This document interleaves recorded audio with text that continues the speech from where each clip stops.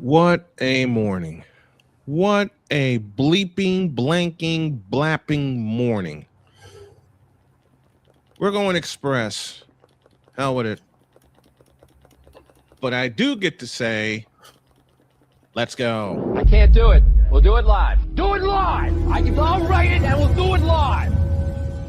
Mister, will you please wake up, wake up, wake up, wake up, wake up?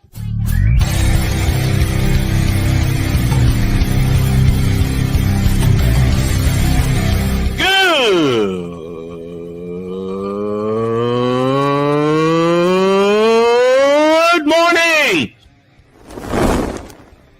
Snowman here to all you Brock Purdy and San Francisco 49er haters. Shut up!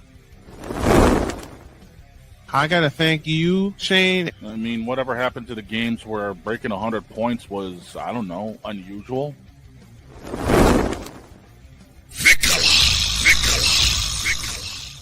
There was one word to sum up the All-Star weekend. Trays. Cause we take this job so serious. Splash Brothers, yes. Ray Allen, replace him with Steve Kerr. Reggie Miller, yeah.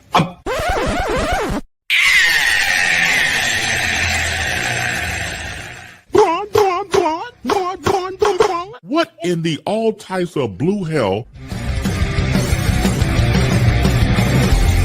Don't ask. Oh, yeah.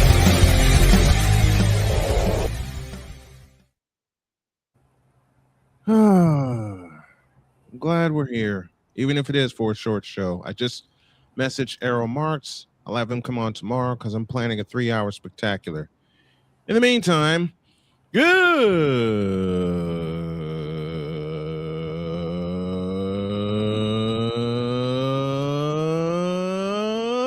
morning and welcome to the twisted, tripped out, tripped up Thursday edition, express edition of Snowman in the Morning. Glad to have y'all with us at the bottom of the 10 a.m. hour.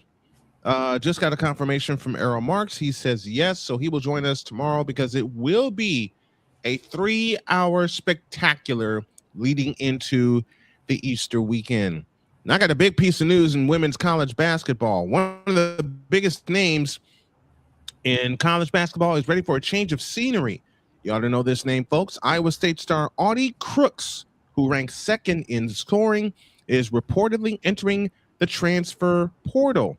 She led the Big 12 in field goal percentage and points per game this season. She entered the season as an All-American, the second straight year in which she received that honor. She turned in a dominant junior year, averaging 25 points and 7 rebounds. Iowa State could not advance past the first round of the NCAA tournament. After going 22-10 and entering a number 8 seed, the Cyclones lost to 9th seed Syracuse in the game that we covered in the first round of the tournament. She should draw plenty of interest on the market as she has been a dominant scoring force since she first took the court. After averaging 19 points as a freshman, she has seen her scoring average rise in each season. She managed to jump up to 25 points as a junior, trailing only Vanderbilt's Michaela Blakes for the highest scoring average in women's college basketball this season. So a lot of good luck wishes to Audie Crooks. I look forward to seeing where you land and where you play next season. And that's big. That's a big loss, Victor, for Iowa State. Massive loss. Because, and we've talked about Audie Crooks all year. Matter of fact, we covered a few of her games. We did play-by-play for a few of her games.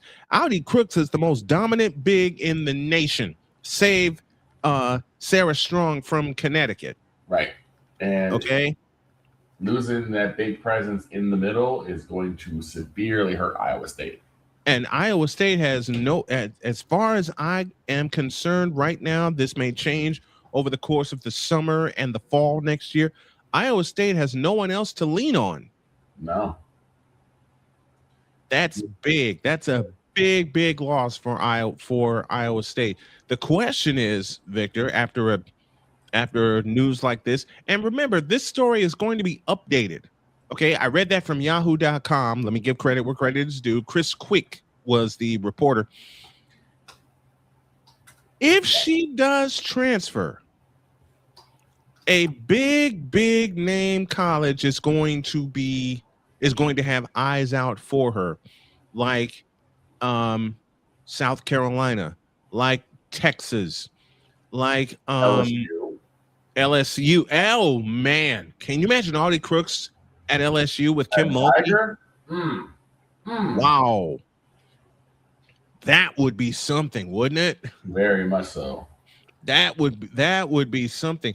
Or I will put this thought out there and I will scare the bejesus out of people.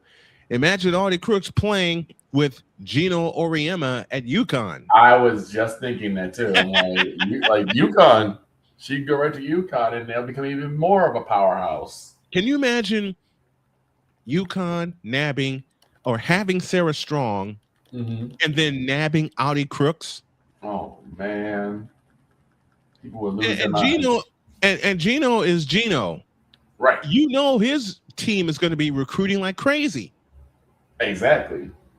And they develop their players. There's a concept for you. They develop their players. Ooh, we'll get into that in a bit. Mm-hmm. We will definitely get into that.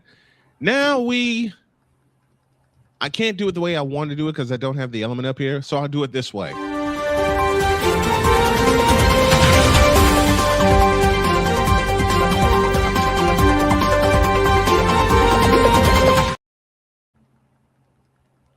The Oakland Raiders, that's for you, Napoleon, have signed veteran quarterback Kirk 2 Chainz Cousins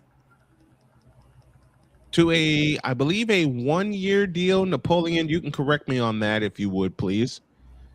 But 2 Chainz Cousins, after all the speculation we have done on this show, is a Raider.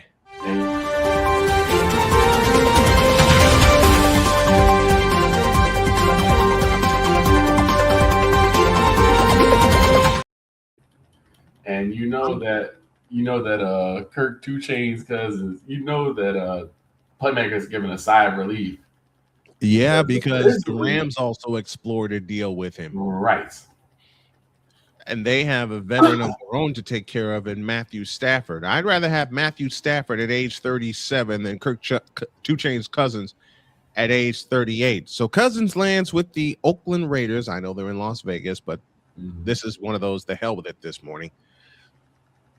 This is one of those the hell with it shows this morning. Does he give stability to the quarterback position for the Raiders? What he does is he's bridging the gap. They're basically going to do the same thing that the Falcons did with Kirk being there, and then you had Michael Penix, coming in off the draft. Because if the Raiders, if everything breaks the right way, the Raiders get Mendoza. Mm-hmm. So we know that they're drafting Mendoza. Right. So they're drafting Mendoza. So you're basically doing the exact same thing that the Falcons did, just at a lesser price. You gotta remember. Yeah. When he was at Atlanta, that was a 4-year deal. This is pretty much just a 1-year deal. So 4 years, $188 million when he signed with Atlanta 2 years ago. Right. So and now the Falcons jettison. And now the Falcons jettison him, and the Raiders pick him up. And Napoleon Dynamite is with us, as well as the Empress is here. She says, "Evening to you." The cuteness withdrawal is very real. Yes, the cuteness withdrawal is very real. And she doesn't seem. Wait, just a moment. She doesn't seem to think so. We'll get back to 2 Chainz in a moment. But I got to do this for her since she's off on a holiday in Korea. She's off on a holiday in Korea, and we wish her well. We wish her very, very safe travels. Don't want nothing to happen to her, but I have to do it because she said it herself. Wait, didn't have the volume up. See, this is one of those stuff episodes. I am cute. There we go. Terms are not available at this time for the contract, which may mean it might be more than 1 year. Thank you. It may be more than 1 year. It just may be more than 1 year. Imagine if that is the case. Oh my God, then it would be worse because right now the Raiders still look fairly smart because you're probably going to have maybe do a half year, half with Kurt, and then the other half with Mendoza. Well, here's a question since we're talking Raiders, and beginning next week, we will dive into all the moves of all the teams as we lead up to the draft and our live draft coverage. Yes, we are going there. Oh, that's gonna be fun. If 2 Chainz is signed for more than a year, do you A, let him have the keys for now and let Mendoza develop? Or B, do you push Mendoza into the fire and give him the keys the same way the Colts did with Peyton Manning? That's a tough question because I would say Mendoza is a better quarterback than Cousins is, at least because of the youth on his side. I still maintain it's a half-half. You have Mendoza kind of sit behind Kirk, let Kirk take the wheel and show, because Kirk isn't a trash quarterback. Let's be real. He has some skills. He has an upside. He showed it when he was in Atlanta the first year. He threw for 500 yards against Tampa Bay in a Thursday night game that we did. Right. The problem with Kirk Cousins is, as has always been, health. He cannot stay healthy. That was the problem he had at Michigan State. That was the problem he had in the NFL with the Washington Redskins. And yes, to all the PC folks who just cringed just now, I did say Washington Redskins. And he had that problem with Atlanta. Right. And he especially had that problem with the Minnesota Vikings. Right. Torn ACL, anybody? So you let Kirk go as long as his body allows, because he's up to 30, I believe now. He's 37. Yeah. And you have Mendoza learn from him, and with his own skill set, he comes in and he'll take over the reins, if not this year, next year. Right. But I got the feeling the Raiders are going to throw him into the fire early in the season. They might. They do tend to do that because Raiders are not known for patience, sadly. You know something? The last 2, not only serviceable, but dare I say, great quarterbacks for the Raiders were Jim Plunkett, who led him to 2 Super Bowl wins, and Rich Gannon. Rich Gannon the Cannon. You remember Rich Gannon when he took that 2002 Raiders team to the Super Bowl? I just call him the Cannon. Rich the Cannon Gannon. Averaging, what were the Raiders before they ran into Tampa Bay? What were they averaging? 33 points a game. If memories, Napoleon, you're online. Look this up for me. The 2002 Raiders scoring average. I want to say it was 30 points plus. I'm pretty sure it was. I want to say it was plus 30. Then they ran into Tampa Bay, and Tampa Bay got 5 interceptions off of Gannon. But the last 2 great Raider quarterbacks were Rich Gannon and Jim Plunkett. And I hate to say this aloud, Raider Nation, but they've had nothing but scrubs since then. Sadly so. They've had nothing but scrubs. Good Lord. Do I mention Jamarcus Russell? Unfortunately, there's no allure to playing for there's no allure playing for Oakland like it used to be. No.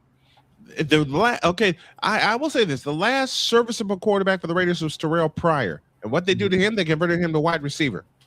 Yeah, which I didn't understand. And Terrell Pryor, wasn't he from Ohio State? Yeah, he's from Ohio State. It's like now for the Raiders, it's like now what do we do? 28.1. Thank you, Napoleon. 28.1. Did they lead the league in scoring? I believe that to be true. I don't have the best setup over here, so I can't multitask the way I want to. I will hopefully this weekend. Hopefully this weekend I'll be able to have one of the toys that I need. And thanks to Zero in advance for it. But they averaged 28.1 points a game in 2002. Sadly, in between Jim Plunkett and Rich Gannon, and beyond Rich Gannon, the Raiders have had quarterbacks who, dare I say it, sucked. Yeah. I mean, Mark Wilson took over. Listen, Mark Wilson took over for Jim Plunkett in 1985 after the Raiders won the Super Bowl. The last year of Jim Plunkett was 1984. Right. And then he got hurt in 1985. Mark Wilson took over. Yep. Was hurt for the better part of 2 years. And then nothing's happened. And then Rich Gannon shows up after Gannon was traded to the Oakland Raiders from the Minnesota Vikings. Right. And as I mentioned, since then, nothing since Ridgen. And now they have 2 Chainz cousins in their stable. Now the question is, and I'll ask this of the fans in the chat here. Genevieve says, funny thing, the show starts at 11 p.m. Korea time. I hope you're safe in Korea, my dear. We miss you. Yes, indeed. Yes, indeed. The cuteness withdrawal is very real, folks. Don't let it fool you. Is extremely real. Don't let it fool you. It is very real. But very real. My question remains for Raider Nation. Do you let 2 Chainz become your immediate starter, or should you draft Fernando Mendoza, because it is not official yet until they make the call, but the assumption is the Raiders will indeed draft Fernando Mendoza. If they don't, they will look like the absolute turkeys of the draft. Should the case do? Yeah, if they don't, they'll be the turkeys of the draft. They'll be the turkeys of the draft if they don't pick up Mendoza. Immediately. If they don't pick Mendoza, you know who? Just a moment. Errol Marks will join us tomorrow. Big time Jet fan and a very, very dear friend of us, of me, and of the show. If the Raiders don't draft Fernando Mendoza, you know who's sitting there waiting for him at number 2? Jets. The New York Jets. The Jets. And after they jettisoned Justin Fields, they are in desperate need of a new quarterback. Let's dive in and talk Jets. Who is their quarterback? Don't know. The question should, let me rephrase the question. The question should be, who should be their quarterback? It should be Mendoza, unless they find it ain't going to be Mendoza, because I would assume that the Raiders are going to draft him. Yeah, so it had to be someone from the draft, because there's no one in the free agency pool that's going to really set it up. And there's Droid. And Droid's actually smiling. Y'all have been bullying me for months since 2 Chainz cousins got released. And now look who's laughing. Me. Because Napoleon has to deal with Kirk 2 Chainz cousins. And you got to deal with Justin Fields. Right. You said deal with Justin Fields. I would rather deal. Okay. Unfortunate listen, to say, Droid, you got to deal with Justin Fields. I would rather deal with Justin Fields than deal with Kirk 2 Chainz cousins. Because even though Justin Fields can't throw the ball, he can at least run it down the field. But but the problem is with Justin Fields, and I've said this since his days at Ohio State, well, they let him. Well, here, you know what? The positive for the both of you, neither one you have to deal with Scam Newton. So you're both fine. Hell no. Hell no. So neither Thank you the Every nor single Lord. team has to deal with Scam Newton. Nobody has to deal with Scam Newton. And the next person who I borrow from Charles Barkley, and I mean this very kiddingly. All right. I will not do what was said in Charles Barkley's sentence. In fact, I'll put the word quote in front of it. But to borrow from the legendary Charles Barkley, the next person who tells me that Scam Newton is a Hall of Fame candidate, oh Lord, I'm just gonna slap the hell out of him right on the spot. There you go. I would not do that. I would not do that. I would not do that. That's just no. I would not do that. I'm kidding as all get out as I say that. Now, back to football business. Back to football business. Man,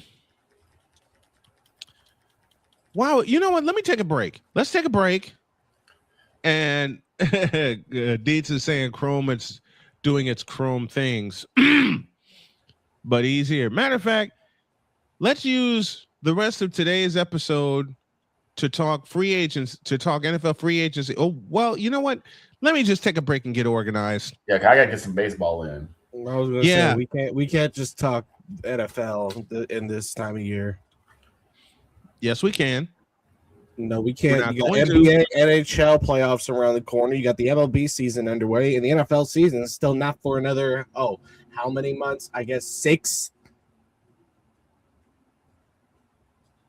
And the only thing we can truly talk in the month of April in terms of the NFL is the draft, because the draft is in April. It's near my birthday. I was born on April 28th, 2003, for those who don't know.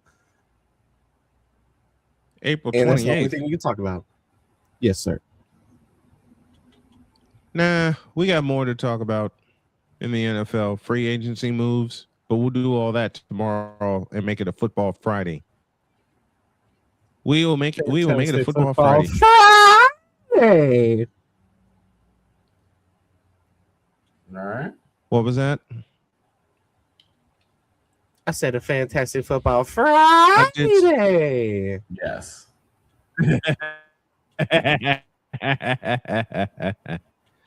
I love it. Well, all right. I got a few. I loaded up some things. I unloaded some things out of the truck. Now I'm loading back up some things. So we'll take a break in a moment. But you know what? You know what we'll do before we take a break, Victor? I made a promise to you, and I'm going to keep it. Right. Ladies and gentlemen, these are the random musings of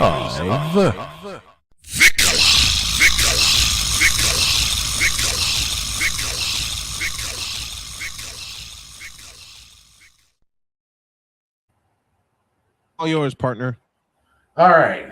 I'm going to cuss a lot because I'm going to be using gratuitous use of the F word, and the F word I'm using is fundamentals. Mainly, where have they gone?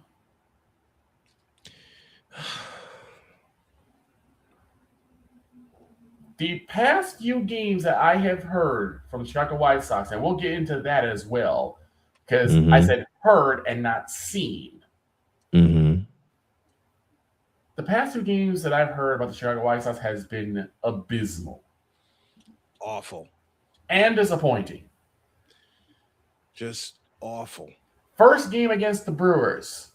They scored 1 run in the first inning and 1 run in the last inning. Where was the rest of that? In blue and yellow. In blue and It's yellow. up and it's gone and it's out of here. Then you get to what happened during the Marlins game. Oh God! Which they won, and they won the series. Great. Then what happened afterwards?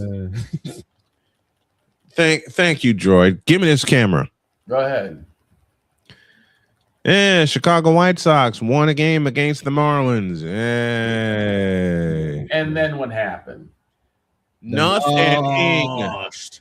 They lost.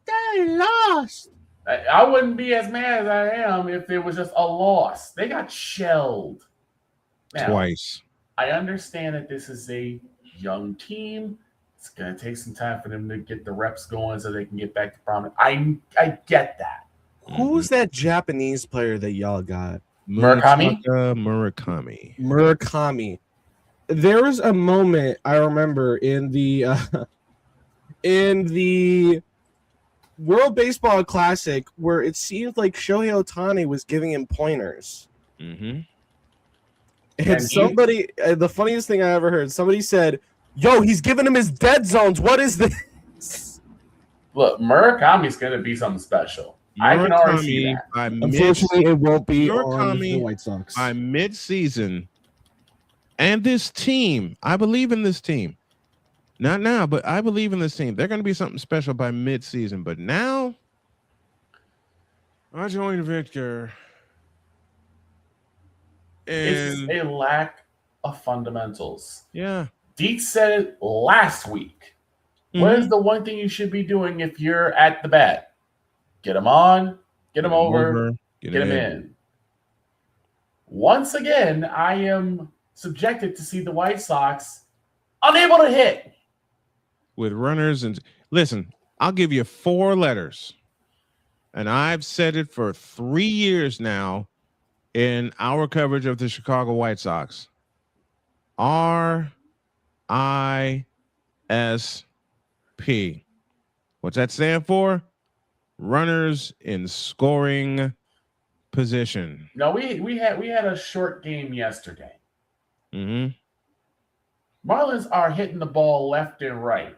I think they actually had 2 home runs in that game. Mm-hmm. And you would think, all right, White Sox, time to get behind them and, get some guys on board. Nope. 1, 2, 3 out. 1, 2, 3 out. 1, 2, 3 out. Double play out. Double play out. That's all we got. And it's not just White Sox. It is baseball as a whole. It seems like everyone's trying to swing for the fences. Mm-hmm. It's the long ball effect. Everyone wants to get, hit one and go yard. And it's like, that's not how the game is played. Solo shots don't help. No, they don't. You need to get multiple guys on and multiple guys in. Yes, the Sox have some grand slams. But my goodness. And then, I think it's a Thursday game. How many errors do they have, Snowman? 3. 3 big errors. 5 errors in 5 innings in 2 games. That's disgusting. Very disgusting. Just a lot. There's no utilization of the bunt at all. Mm-hmm. There's no utilization of the fielder's choice at all. None. There doesn't seem to be any run discipline either. Like, there's nothing. And I question this, and I'll ask you guys, is this a player problem or is this an analytics issue? It's both. It's both. It's the analytics era of baseball that has ruined it. Mm-hmm. Because I hate analytics. Because it seems like ever since analytics has been introduced and has been prioritized, the players go for certain parts of analytics and they leave everything else by the wayside. Mm-hmm. And there's no fundamentals. No one is training for bunts. No one's training for suicide squeezes. No one's training for situational running. No one's training for, hit for contact. The last time the White Sox ran a suicide squeeze play, the 2005 Division Series. Who was the runner at third? If you can believe it, A.J. Pierzynski. Yeah. It's not just a White Sox problem. This is a baseball problem in general. It is. It truly is. No one is really trying to stick with fundamentals. No one's trying to stick with what works. I'm sorry. Did you say what works? What has worked has been fundamentals. Go back to 2005. Small ball. We were batting in runs. We were batting around. Yes. Did the White Sox hit the long ball during that time? Absolutely. Absolutely. They were hitting the long ball. Joe Creed was going yard. Paul Konerko was going yard. Which the Jermaine Dyer Brewers was hit going us yard. 3 times in that Brewer series. Right. You know what's great about the 2005 team? They played small ball, and yet they still had 5 players with at least 20 home runs. Right. They led the majors in home runs, but they also led the majors in singles and doubles. Because it wasn't a priority. It was just get them on, get them over, and get them in. That's all you had to do. Mm-hmm. Ryan McCarthy's with us saying, good day, Snow Crew. Good day to you, my friend. And McCarthy backs it up with analytics were introduced in the 1980s by Davey Johnson when he managed the Mets. Mm-hmm. He was a genius at the time. Problem is, analytics has replaced guts as a primary strategy. Yeah. And I'm going to make a lot of baseball fans mad when I say the following. Last manager that managed with his guts, you know this name, Ozzie Guillen. Ozzie Guillen. Close. Well, it's gotten to the point where no one is really trying to be that full 5-tool player, and it's starting to show. And the games are starting to get worse. How many teams do people really root for nowadays? How many teams people really start rooting for nowadays?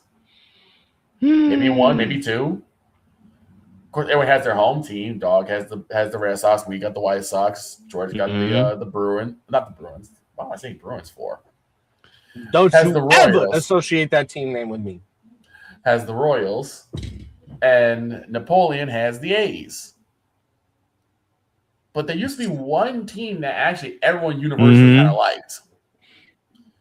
Whether it was the Braves, sometimes it was the Phillies. Blue and Blast game has gone from meme to a strat. Look at Fit Down Sports. He said something that is so true. I could shut this down. Blue and Blast has gone from a meme to a strategy. Yep, that's true. That is true. No, it reminds me of. Everybody trying to copy. You know what it reminds me of? Yeah. Everybody trying to copy what the Warriors are doing. Right, the 3-ball. Victor, go ahead. You can go into football. It's kind of the same thing where you have people trying to do the Hail Mary when a play action pass or even a run can score your touchdown. And it's getting worse and worse and worse because, again, just the basic things that you learned in Pee Wee baseball, you're not seeing done. And these comes another one. When was the last time you saw the stolen base being used as a weapon for success? I'll ask Droy. Absolutely. When was the last time the stolen base was used as a weapon for success? Henderson, Vince Coleman.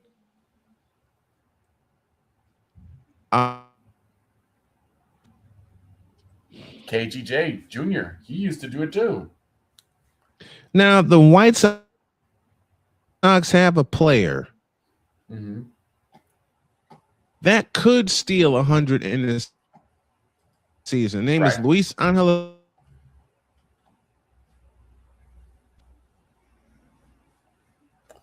Dave Roberts. Sorry, Ray McCarthy. Ken Griffey Jr., a slugger who stole bases. How's that for a concept? Because he had the speed. Victor, we're up against a break. Yep, I'm pretty much done here. We need to start make fundamentals fundamental again. What the? It's about time.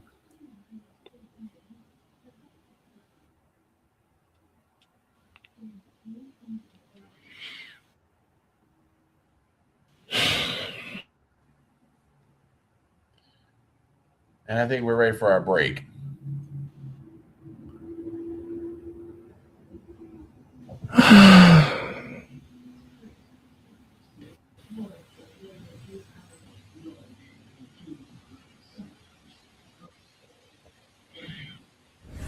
Ladies and gentlemen, these are the random musings of Victor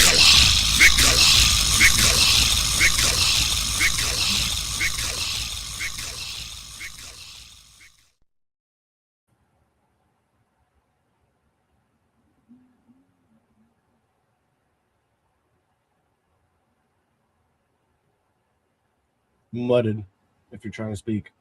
No, he's looking at something.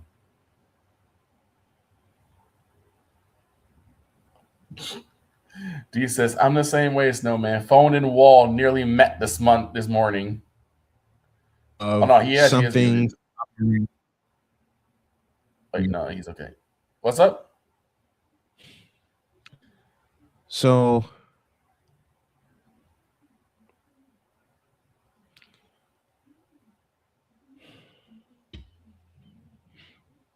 this is what I don't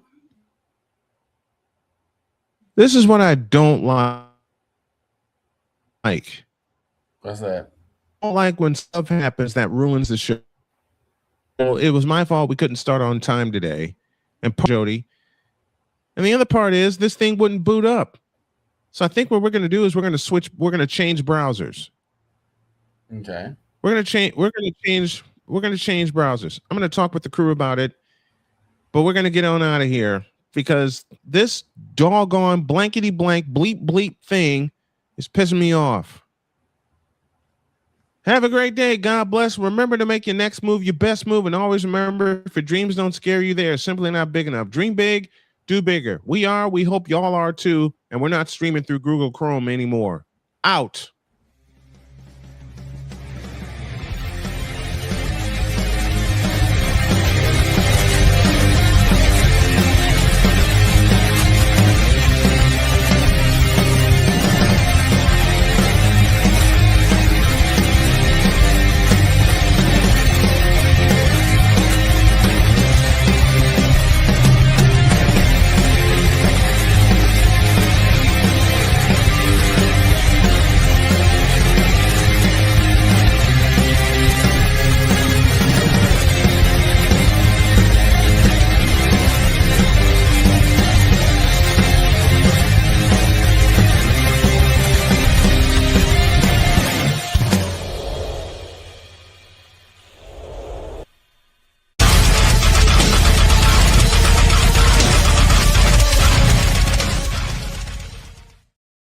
And no TAM today. No TAM today. Tomorrow, 3 hours of Snowman in the morning, and it may become permanent starting Monday. We are out of here. God bless you. We'll see you tomorrow.